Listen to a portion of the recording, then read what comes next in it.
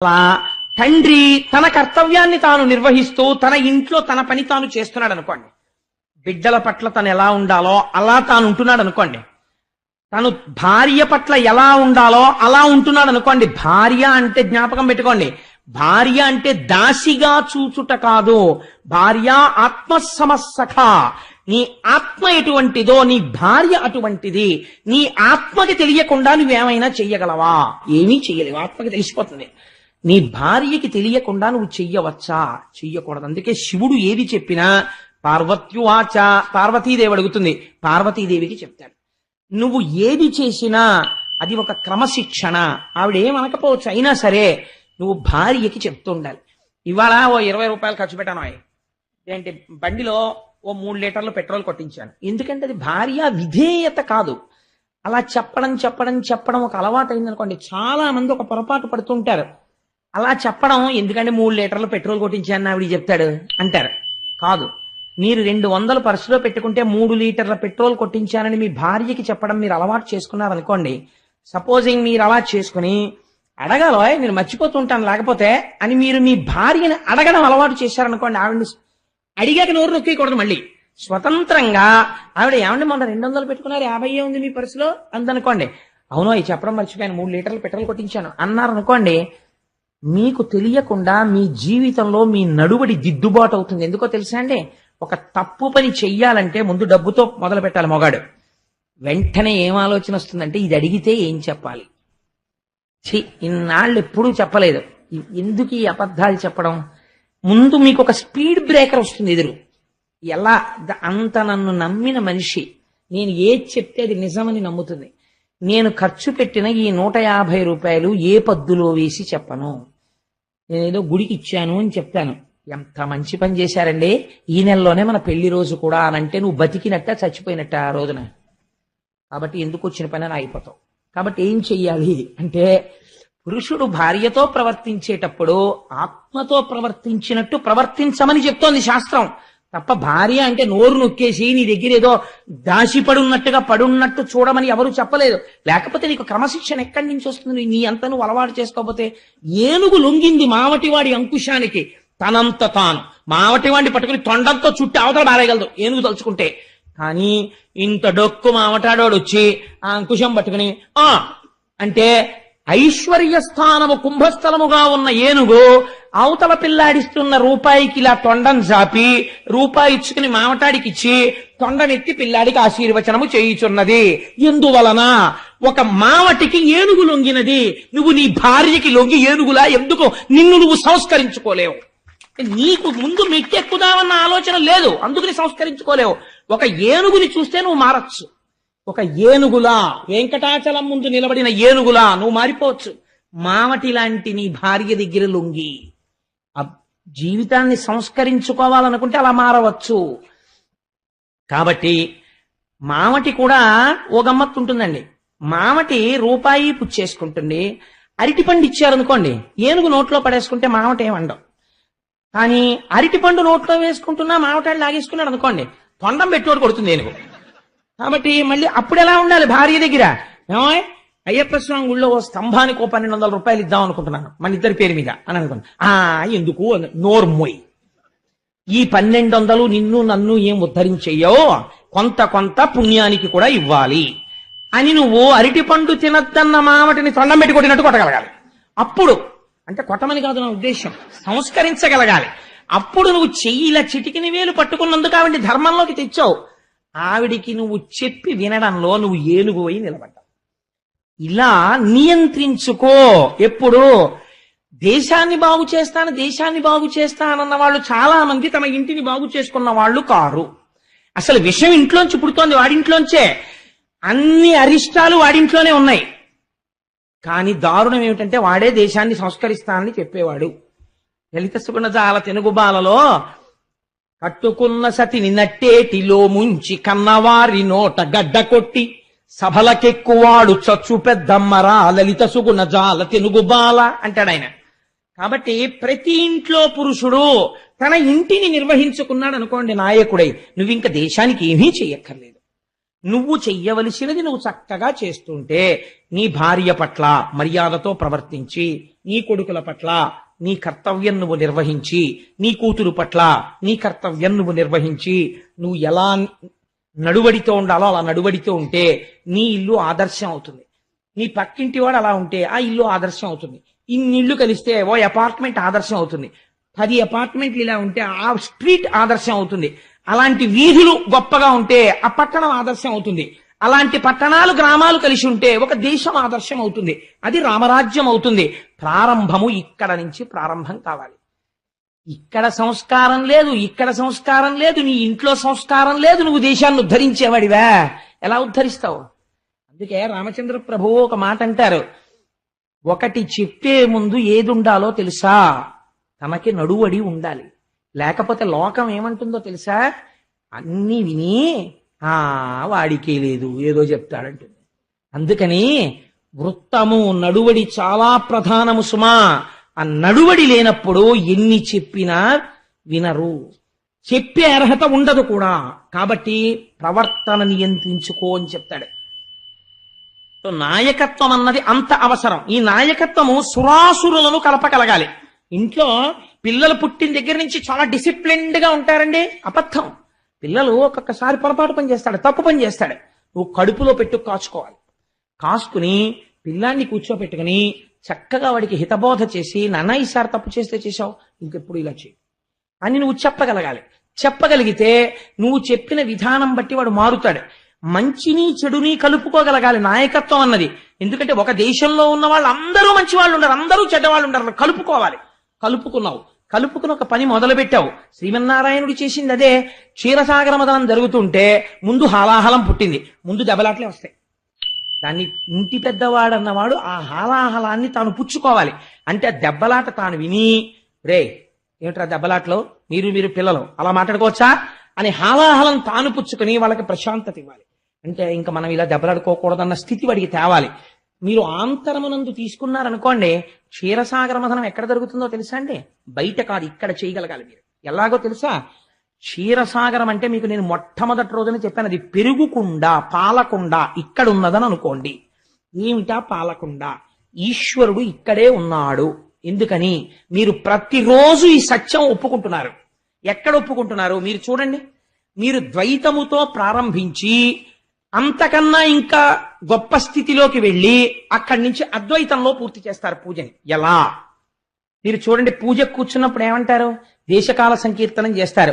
శ్వేతవరాహ కల్పే వైవస్వతమంతరే కలియుగే ప్రథమ పాదే జంబూ ద్వీపే భరతవర్షే భరతఖండే మేరోహ దక్షిణ దిగ్భాగే శ్రీశైలస్య ఈశాన్య ప్రదేశే గంగా గోదావరియోర్ మధ్యదేశే వసతి గృహే సమస్త దేవతా బ్రాహ్మణ హరిహర సన్నిధౌ అస్మిన్ వర్తమానే వ్యవహారిక చాంద్రమానేన శ్రీ పార్థివనామ సంవత్సరే ఉత్తరాయణే శిశిఋతు మాఘమాసే కృష్ణపక్షే అని వరుసగా తిథి దగ్గర నుంచి, రోజు దగ్గర నుంచి, నక్షత్రం దగ్గర నుంచి, ఆ సమయం దగ్గర నుంచి ఏం చేస్తున్నారు దగ్గర వరకు చెప్తారు.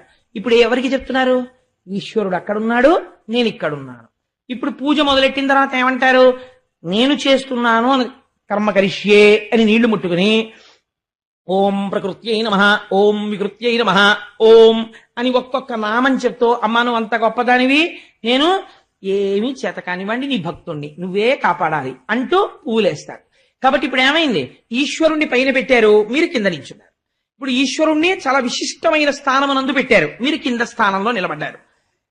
మంత్రపుష్పం వచ్చింది, అప్పుడు చేతిలో పువ్వు పట్టుకుని లేచి నిలబడ్డారు. నిలబడి ఇప్పుడు ఏమంటున్నారు?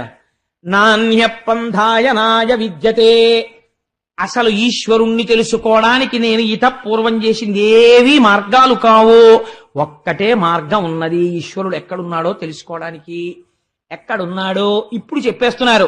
నీవారస్సూక వత్తన్వి పీతాభాస్వత్యనూపమా. బొడ్డులో చిటికిన వేలు పెట్టుకుని పైకి బొటన వేలు పెడితే బొటన వేలు ఎక్కడ తగులుతోందో అక్కడ ఇలా వంగిన కమలం ఒకటి ఉన్నది. ఆ మధ్యలో ఒక అగ్నిహోత్రం వెలుగుతోంది, దాని మధ్యలో మళ్ళీ ఒక చిన్న బిందు ఉంది, దాని వేడి పైకి కిందకి పక్కలకి కొడుతోంది. అదే ఊర్ధమూలమధశాయి. అది 98.64 ఎంత ఉంది కదా ఫారెన్హీట్ డిగ్రీస్. అది ఈ టెంపరేచర్ ని కంట్రోల్ చేస్తోంది, బాడీని రేడియేట్ చేస్తోంది. చల్లగా ఉంటే వేడిని గ్రహిస్తోంది, వేడిగా ఉంటే నీళ్లు పుచ్చుకుంటోంది. అది లోపల వేడిని కల్పిస్తోంది, తేజస్సుని కల్పిస్తోంది. ఇటువంటి అసలు ఆ తేజస్సుకి ఆ జ్యోతికి పేరు లేదు. కానీ స బ్రహ్మస్స శివస్స హరిశ్చేంద్ర స్వక్షర పరమస్వరాట్, నీ ఇష్టం ఏ పేరు పెట్టి పిలువ అది పలుకుతుంది. అదో విచిత్రం. అది ఇక్కడే ఉంది కాబట్టి నేను అక్కడ తిరగడం ఏంటి, ఇక్కడే తిరుగుతాను అని నీ చుట్టూ నువ్వు తిరిగి ఆత్మ ప్రదక్షిణం అంటున్నావు. ఇప్పుడు పూజ ఎక్కడ పూర్తయింది? ద్వైతముతో మొదలుపెట్టి అక్కడ ఉన్నాడని చెప్పి ఈశ్వరుడు ఇక్కడున్నాడని అంగీకరించడంతో పూజ పూర్తవుతుంది. కాబట్టి ఇప్పుడు ఇక్కడే ఉన్నటువంటి ఈ ఈశ్వరుడు పాలకొండ. నీకు అశాంతి ఎందుకున్నది? పాలకొండ నువ్వై ఉంటే. అంటే పాలకొండని విడిచిపెట్టి నువ్వు లోకము చుట్టూ తిరుగుతున్నావు. మనశ్శాంతి ఎక్కడి నుంచి వస్తుంది? ఏది శాంతినిస్తుందో దాన్ని పట్టుకుంటే శాంతినిస్తుంది. నీకు చాలా ఎండగా ఉందండి అన్నాడు ఒక ఆయన. చాలా ఎండగా ఉందండి అని చెప్పి చొక్కా ఇప్పేసి బనీని ఇప్పేసి టోపీ తీసేసి మంచి నడినెత్తి మీద సూర్యుడు ఉండగా రోడ్డు మీదకి వెళ్ళి నిలబడ్డాడు. కూర్చుని అబ్బా ఏమిటండి ఎండ తల పగిలిపోతోంది అంటున్నాడు. అదేమిటయా ఎండగా ఉంది తల పగిలిపోతోందని రోడ్డు మీద కూర్చున్నా, ఎందుకు ఇంట్లోకి వెళ్ళి కూర్చో అన్నాడు అనుకోండి ఒక ఆయన. అదేమిటండి ఇంట్లో కూర్చుంటేనే చల్లగా ఉంటుందా అంటే, ఇంట్లో కూర్చుంటేనే చల్లగా ఉంటుంది, రోడ్డు మీద కూర్చుంటే చల్లగా ఎందుకు ఉంటుంది? నీకు చల్లగా ఉండాలి అని అనుకుంటే ఇంట్లో ఉండాలి. నీ మనస్సు శాంతిగా ఉండాలి అంటే శాంతికరమైన పదార్థాన్ని నువ్వు పట్టుకోవాలి. ఎక్కడున్నది అది? ఇక్కడే ఉన్నది. ఇక్కడది పట్టుకోవడానికి బయట తిరిగితే దొరుకుతుందా? లోపలికి వెళ్ళాలి.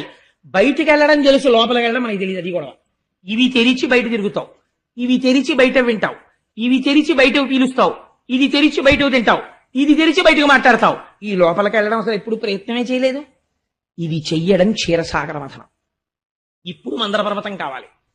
ధ్యానమునందు నీకు కావలసినటువంటి ఆసనం సుఖంగా కూర్చోడానికి ముందు ఫిజికల్ డిస్కంఫర్ట్ ఉందనుకోండి, నేను ఇలా కూర్చోలేను అని నాకు తెలిసిపోయింది అనుకోండి, ఇంకా ధ్యానం ఏంటి నా బుర్రా. అందుకని నేను ఇలా కూర్చోగలను చాలాసేపు అని మీకు అనిపించిన ఆసనం వేసుకుని కూర్చుని ఈ బాహ్య నేత్రములు మూసేసి ఆంతర నేత్రములు తెరిచి భ్రూమధ్యమునందు అందుకని కుంకుమ బొట్టు ఉంచుకో ఉంచుకో ఉంచుకో అంటారు మన వాళ్ళు. ఇక్కడ ఉన్నటువంటి జ్ఞాననేత్రమును తెరిచి నువ్వు ఒక ధ్యాన శ్లోకం చదివి, నువ్వు ఏదో ఎవరినో పూజ చెయ్యాలనుకుంటున్నావు, దాని నామరూపాలతో పెద్ద ప్రమేయం ఏం లేదండి. మీరు ఎవరిని పూజ చేసినా ఒకటే. ఉదాహరణకి నేను పార్వతీ పరమేశ్వరుల్ని పూజ చెయ్యాలి అని సంకల్పం చేశాను అనుకోండి, వెంటనే నేను ఇలా జ్ఞాననేత్రం తెరిచి అధాంగ పూజ చేస్తున్నాను అనుకోండి, పార్వతీ పరమేశ్వరుల పాదములు చూడాలి అని నేను అనుకున్నాను. అనుకుంటే ఎలా ఉంటాయో నాకేం తెలుసు, ఎందుకు వచ్చింది ఇదంతా నాకేం గుర్తు ఏంటి, ఏంటో పాదం ఎలా ఉంది. మీరు ఎప్పుడైనా చూడండి, నేను అన్నానని కాదు, మీరు ఇలా కూర్చుని ముందు పరమశివుడి పాదాల వంక చూసి ఆ పాదాలు ఎలా ఉంటాయి అని మీరు అనగానే బొట్టన వేళ్ల దగ్గర కన్ఫ్యూజన్ వచ్చేస్తుంది. ఇటువైపు బొట్టన వేలు దగ్గర నుంచి ఇలా ఉంటుందా, ఇటువైపు బొట్టన వేలు దగ్గర నుంచి బొట్టన వేలు రెండు కలిసి ఉంటాయా, లేకపోతే అటో బొట్టన వేలు ఇటో బొట్టన వేలు కనపడుతుంది అంటే అసలు వాడికి ధ్యానమునందు దర్శనం అవ్వట్లేదు. ఆ రెండు బొట్టన వేళ్ళు కలిసి కనపడాలి కదా. పాదాలు ఇలా పెట్టినప్పుడు బొట్టన వేళ్ళు పక్క పక్కన కదా ఉంటాయి. అలా మీకు ఎదురుగుండా రెండు బొటన వేళ్లు పెట్టి పద్మపీఠం మీద ఈశ్వర పాదాలు మీకు కనపడ్డాయి అనుకోండి, దాని మీద స్వామి పట్టుబట్ట యొక్క అంచు మీకు కనపడుతోంది అనుకోండి, ఆయన పాదాల మీద ఉన్న పువ్వులు మీరు చూశారనుకోండి, మీకు ఆ పాదాలు కనపడగానే మీరు ఏం చేస్తారు? వంగి నమస్కరిస్తారు కదా. కాబట్టి వెంటనే మీరు ఇలా ధ్యానమునందుండి మీలోంచి మీరు విడివడిపోతారు. విడివడిపోయి సినిమాలో చూడండి, హీరోయిన్ లోంచి హీరోయిన్ వచ్చేసి పెళ్ళాడు అంటుంది, ఇంకో హీరోయిన్ వచ్చేసి వద్దు అంటుంది.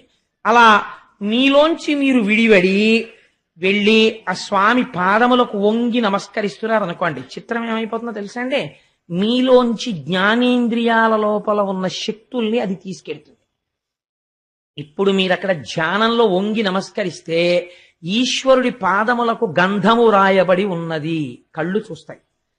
కళ్ళు గంధం చూడగానే ముక్కు మంచి గంధం వాసన, చాలా ఎంత బాగుందో అంటాయి.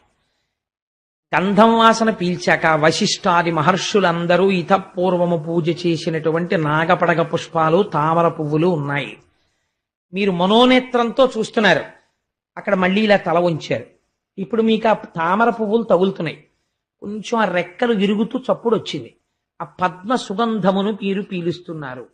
ఈలోగా వశిష్ఠాది మహర్షులు చుట్టూ నిలబడి సహస్రశీర్షా పురుష సహస్రాక్ష సహస్రపాత్ అంటున్నారు. అది మీకు వినపడుతోంది. మీ టెలిఫోన్ మోగింది, మీకు వినపడలేదు. ఎందుకు వినపడలేదు? మీకక్కడ లేనిది వినపడుతోందా? ఉన్నది వినపట్టలేదా? ఎలా కుదిరింది అది? అలా ఎలా కుదురుతుందండి? అది సాధ్యమా? సాధ్యమే, ధ్యానము చేత. ఇప్పుడు ఏం చేశావు నువ్వు అంటే, పాల సముద్రంలో మందర పర్వతాన్ని దింపావు. అంటే మనస్సుని అక్కడ పెడుతున్నావు తీసుకెళ్ళి.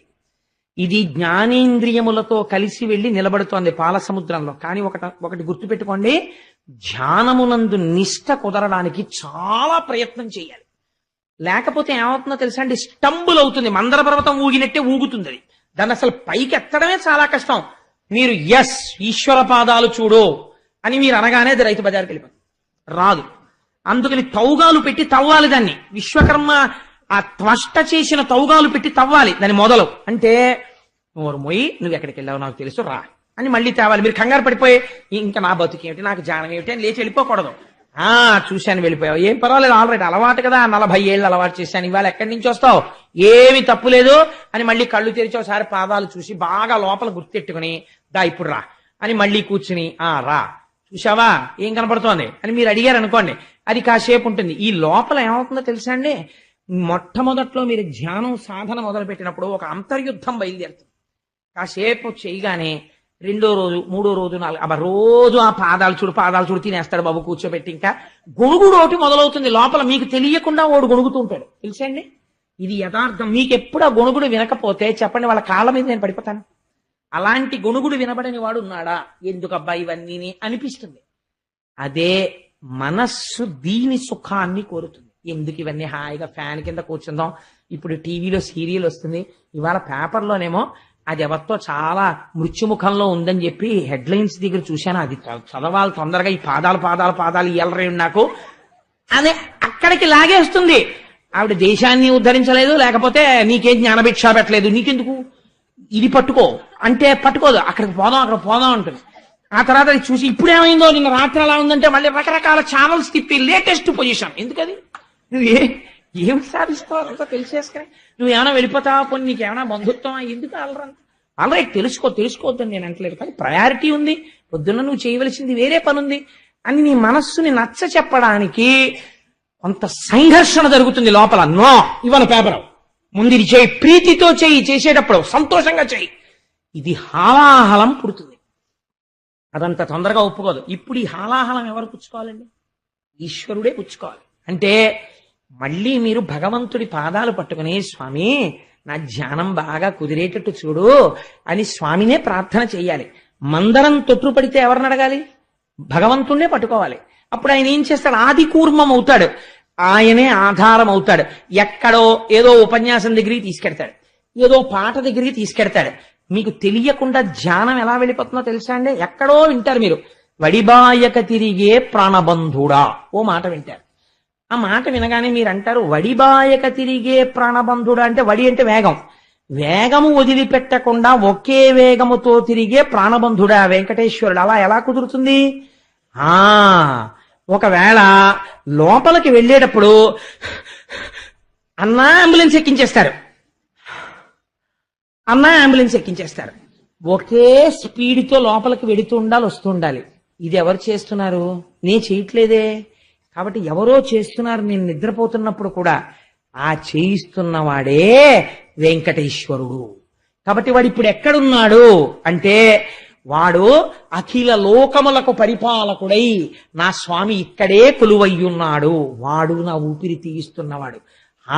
వడిబాయక తిరిగే ప్రాణబంధుడా అని మీరు పొంగిపోతున్నారు అనుకోండి, మీరు ఏది విన్నా ఏది చూసినా ధ్యానంలోకి వెళ్ళడం అలవాటు అయిపోతుంది. ఇప్పుడు ఏమైంది? హాలాహల భక్షణం అయిపోయింది, మీకు ప్రీతి వచ్చేసింది దాని మీద. రోజు కాసేపు వెళ్ళి ధ్యానం చెయ్యాలి, ఎంత బాగుంటుందో ధ్యానం అని ఉత్సాహపడిపోతూ ధ్యానానికి కూర్చుంటుంటారు. ఇది రాను ఏమైపోతుందంటే దీనికో టైం ఉండదు. ఎక్కడ కూర్చున్నా ఖాళీగా ఉన్నారనుకోండి, ఎవ్వరికీ తెలియదు. మనస్సు చేత పాపం చేసినా తెలియదు, ధ్యానం చేసినా తెలియదు. మీరు ఎక్కడికి కావాలంటే అక్కడికి వెళ్ళిపోతారు. మీరు అలా ఒక్కసారి శ్రీశైలం వెళ్ళిపోవాలనిపించింది అనుకోండి, ఓ పెద్ద నంది, దాని ముందు చిన్న నంది, ఆ చిన్న నంది శృంగములలోంచి చూస్తే లోపల ఒక పెద్ద పీఠం, దాని మధ్యలో ఓ చిన్న బుజ్జి శివలింగం, దాని పక్కన అర్చకుడు, దానికి రాసిన గంధం, పెట్టిన బొట్టు, మీరు వెళ్లి తలతాటిస్తున్నట్టు అన్ని కనపడుతుంటాయి. మీరు హాయిగా లోపల దర్శనం చేస్తుంటారంటే తొందరగా వెళ్ళిపోయింది అక్కడికి ధ్యానంలోకి. అది అలవాటు పడినది, అది అలవాటు చెయ్యాలి. మీరు చేయకపోతే దానికి రాదు. మీరు ఏం చేస్తే అది పుచ్చుకుంటుంది. అది పసిపిల్లాడు లాంటిది. అందుకని అలవాటు చేస్తే వెడుతుంది. ఇది మందర పర్వతాన్ని దింపి క్షీరసాగర మథనం చేయడం.